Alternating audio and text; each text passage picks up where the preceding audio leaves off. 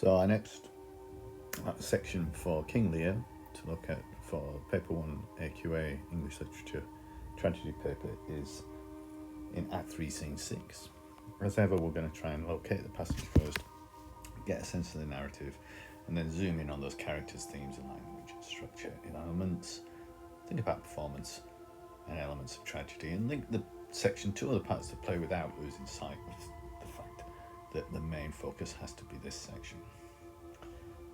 So, Act 3, Scene 6, we're coming towards the end of this incredibly stormy act, and we see here Lear has been taken to a farmhouse by Gloucester and Kent to get proper shelter from this storm, and he brings with him Edgar, and the Fool is still there too. So we've got this sense of ongoing chaos both in the storm itself and in the language of Edgar and the Fool and Lear himself, who's becoming increasingly delusional. So it's a real climax of his journey into madness,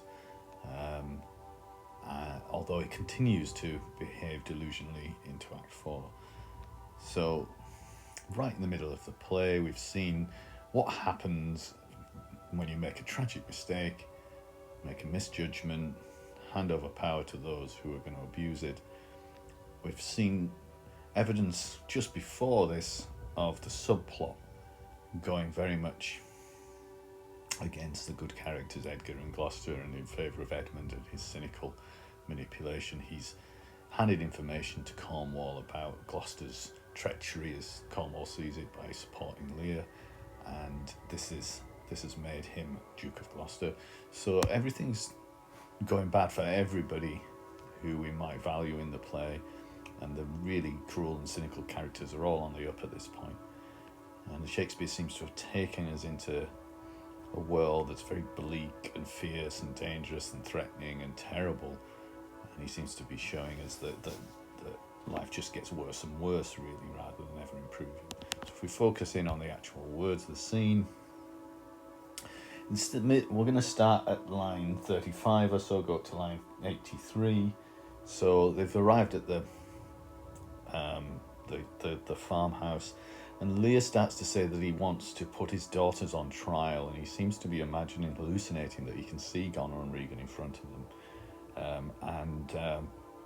Kent tries to get him to sort of go to sleep and to relax, and hoping that perhaps a good night's rest might save him from his mental turmoil. But Lear says this: I'll see their trial first, bring in the evidence. So he's behaving like a king who's in charge, who can put people on trial, who can give out orders, use imperative language, but he's completely delusional, and we need to see the kind of concern of Kent, and earlier in the scene Gloucester, and the Fool particularly, who's watching this, who are really sort of troubled by what they're seeing here, and it's really sad. Edgar himself says later in the scene that he can't really keep up his pretense at madness, because he sees Lear's real madness and he finds it too moving. So it's important that now the sympathy is turning towards Lear in a much more powerful way than earlier in the play, where we didn't particularly like him. So he says to Edgar, "Thou robed man of justice, take thy place," which is obviously supposed to be darkly humorous in that he's in rags and can't possibly be in robes. And so a madman and a fool are the judges in this case, or the jury. Kent is then employed as well, but that of course has a satirical element, that justice is insane, that the bad people thrive and good people are punished, and so a madman and a fool might well be typically the judges in a real case. So they go along with it. Edgar, because he's still trying to behave madly, and obviously Gloucester's been around in the scene and does return, trying to help, so he has to kind of play up that act quite a lot if he doesn't want Gloucester to recognise. So he joins in. He says, "Let us deal justly." Now, of course, that actually It very much becomes Edgar's main role in the play at the end. He's the figure of justice, but a doubtful figure. And of course, this crazy non-trial of two stools, basically empty chairs where no one's sitting, perhaps hovers over the image of Edgar as a man of justice, because he certainly sees himself as the angel of justice at the end. But some of his comments when he says the gods are just, because his and notice the use of that same word, justice. He says the gods are just when he talks about his own father dying, a blind and broken man, because he had an affair outside marriage. He deserves it, he seems to be saying, which many viewers of the play find, absurdly harsh. So he then sort of uses some kind of what he regards as sort of crazy language, and talks about a jolly shepherd, and purr, the cat is grey. So it's just a kind of what's sometimes called these days a word salad, or just a garbled mess of all sorts of different phrases and words that don't hang together. And all of this seems to add again to the sense of disturbance and craziness and unease that the whole of this scene is depicting, and the whole of the play is depicting. Lear continues on, arraign, as in sort of, which means bring her to trial, basically. And then he makes, it's slightly odd, because some of the things he says when he kind of tries to recall his mistreatment are not true. He says she kicked the poor father king. Well, metaphorically she did, but she didn't actually kick him. There's no stage direction or no language that suggests that happens. And this kind of leaves a sense that, is Lear hovering on this idea of justice in a very self-righteous way still, even in his madness. He's overplaying his hand and overstating what's happened, or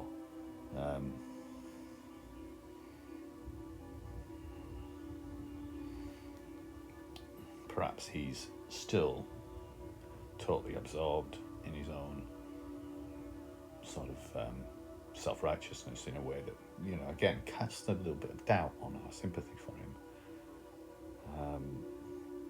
Fool plays along as well. Is your name Goneril? She cannot deny it. And then he says, cry your mercy, I took her for a giant stool. In other words, it's just a chair, it's just an empty stool that we're looking at here. So he's the one who is the voice of reason amongst all this craziness. And then suddenly Lear gets very angry, and again the language full of violence, as it is throughout the play.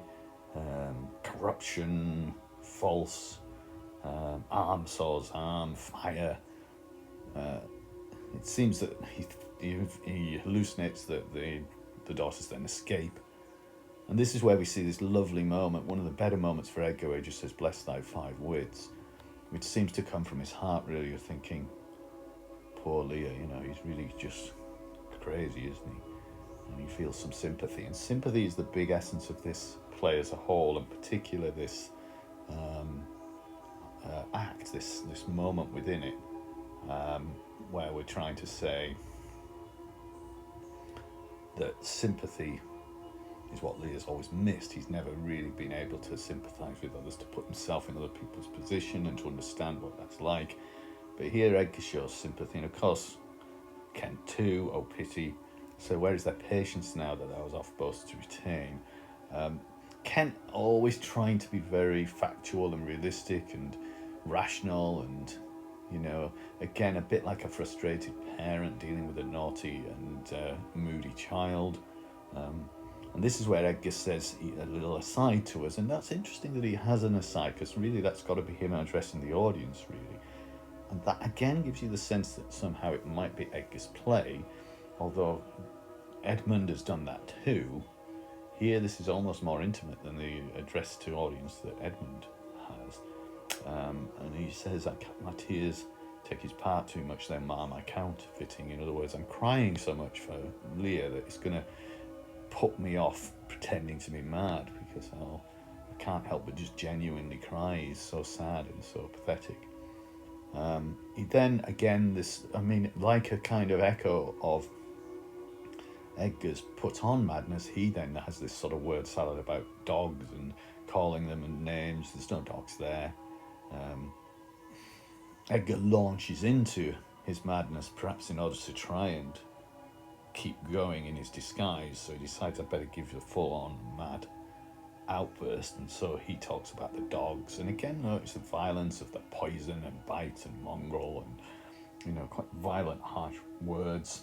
But again, not to be analysed in terms of its meaning, because it is deliberately nonsensical. But he says, I'll throw my head at them, just trying to sound as crazy as Lear is, really. And then amongst the madness, there's these kind of moments of almost flashes of interesting thoughts or almost insight. And he says, let's anatomise Regan, let's break her apart, let's kind of do an autopsy on her almost, which is pretty grim to think about your own daughter in that way. But he says, is there any cause in nature that makes these hard hearts? He wants to look inside her and find out what's made her so hard. There's that word nature again, a prominent theme in the play. Every time it's used, it's a slightly different use, slightly different meaning, and in Shakespeare's inviting us to consider what is nature, what's natural, what's unnatural, what is the nature of the world. And he asks a very profound question there. Is there something in nature that makes somebody hard? In other words, are you born mean? Which kind of is Edmund's idea, isn't it, when he laughs at astrology earlier in the play. He says, I would have been that like this whatever star I was born under. But he still seems to suggest that he was born mean, born cruel. Of course, we might say, is it nature or is it nurture? Is it the way you've treated her, Lear, that's turned Regan like this? Because you've been a bad father to her, and she's ended up hating you, really, because of the way you've treated her. But after that quite interesting and profound question, what is it that makes somebody what they are? Is it how they're born or how they're brought up? It's a really interesting question, isn't it? Because often you'll say, this person became this terrible, evil person because of his mistreatment by his parents, by his family, by other people. Or was he born like that? Or, were they born to be evil? That's a question we can't really easily solve, but it remains one that philosophy and psychology are very interested in. But then he turns to Edgar and starts talking nonsense to him. He thinks he's one of his 100 knights, and he says, I'm not really sure about your clothes. So he kind of notices in a slightly bizarre way that he's virtually naked, which is how Lear has finally kind of perhaps seen some reality after a bit of delusion.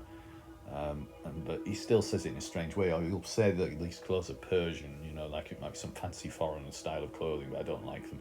He will just be wearing a very basic rag.